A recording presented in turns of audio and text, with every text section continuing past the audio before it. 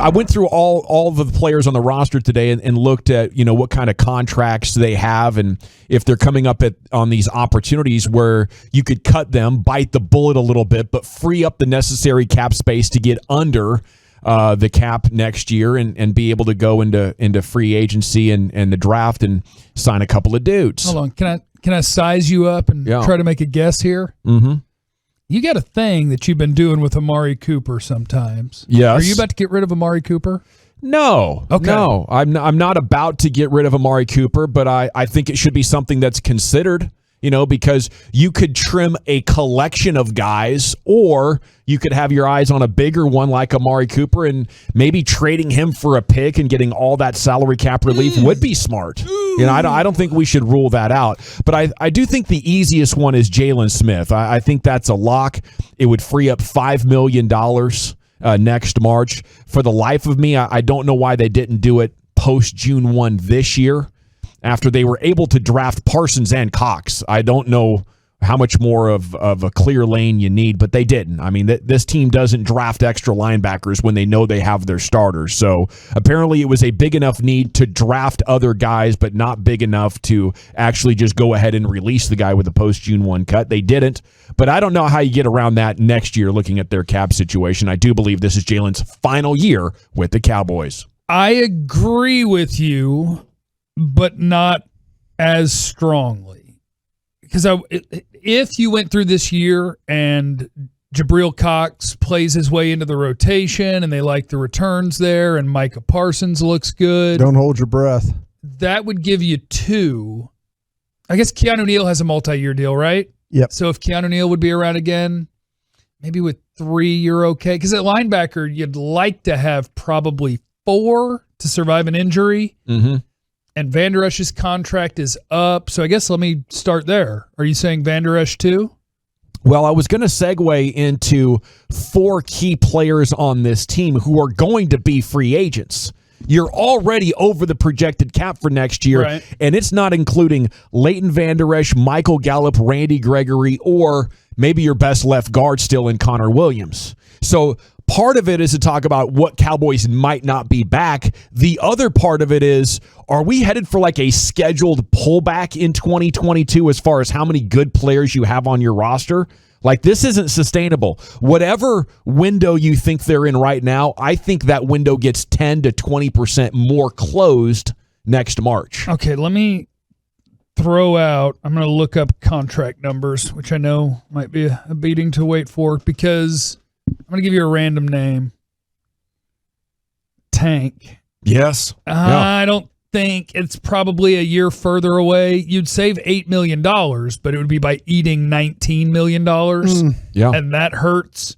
But that's, if he doesn't play great, right, I think you're willing to bite that bullet. Because then you're talking about a guy who's going into his age 30 season with injury concerns. And counting $27 million against the cap. That's a big number. Yeah. That's a big number. And you have the $23 million that you need just to get to even. And then an additional $10 million to pay your draft class, or $8 million, however that pencils out. Are they including in that? Is that using the current cap number, or are they projecting like $5 million more for next year's cap? It was just whatever over the cap did. Okay. I believe that's their projected cap, and I don't think it's going to grow, but it could. I suppose they could get $5 or $10 million of relief and put themselves in an interesting situation. But yeah, we asked Stephen Jones last week in Oxnard about Randy Gregory. What happens if he has a big year? Are you going to be, seeing it as a guy that you definitely want to pay? And he said he's up for it. And he looks forward to negotiating with Randy Gregory if he does have a big year. And I think that's the kind of player, or maybe the right position where you're flexible. But again, you're 20 over. Randy has a big year. Now you're looking at $15, $18, $20 million to retain him, maybe $22 million if he really blows up. Are those things realistic? Or do you just think going into this year, man, Randy and Leighton Van Der Esch and Michael Gallup and Connor Williams, just 4 starters, we're going to have to let them go. And how good could you be? Is that why they piled up so many draft picks this year?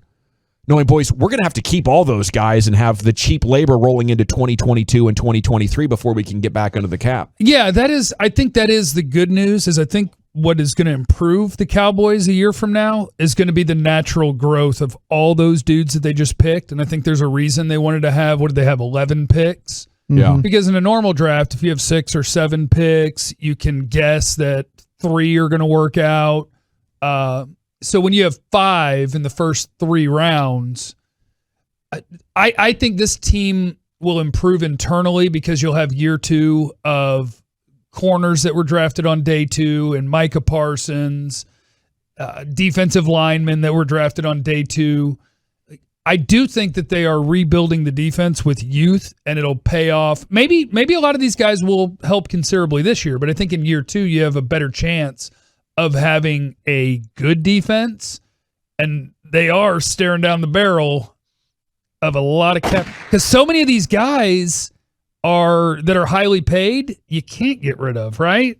Quite a few of them. Yeah, Tank you can, but the savings compared to what you eat is not fun. Tyron, you're not going to cut to save $5 million. Lyle is... He'd have to be real bad to justify that. Lyle is basically uncuttable. You can get 5 from Anthony Brown. Yep. And I think that'll happen. Oh, wait, I'm jumping ahead on the list, aren't I? No, you're good. You're good. You're just going through them. Well, read me what you would do with Ezekiel Elliott if that thing doesn't work out. I mean, that to me just seems like that's the one that you have no option there at all. Gavin's my Zeke expert because all these sites will say, like, if you were to cut him, you're going to eat $23 million instead of paying him $16, but I know his contract's funny where it guarantees a year ahead of time. His agent did a real nice job protecting him from this situation. It's like 26.1 on dead money if you cut him. Is that right? What I'm looking at? And then I'm looking at 2022 and it says 23.2 million. Either way, it's giant. Yeah. But I was just looking at a post June 1 cut. Is what I was looking at, and I'm like, oh, okay. So I mean, and there's like negative on the cap savings. It's like a $12 million. It would cost you more than what he'd count against the cap. That's what I'm talking about with his agent. His agent wrote in these clauses like every March 5th.